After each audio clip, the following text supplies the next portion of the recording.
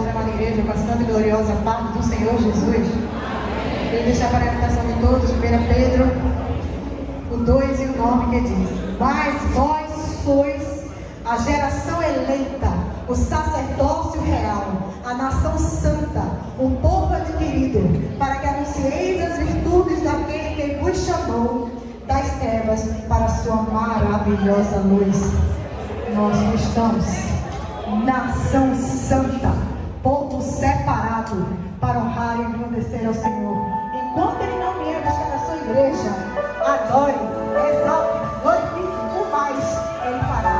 Vamos adorar e dizer: eis-me aqui, Senhor, eu estou disponível.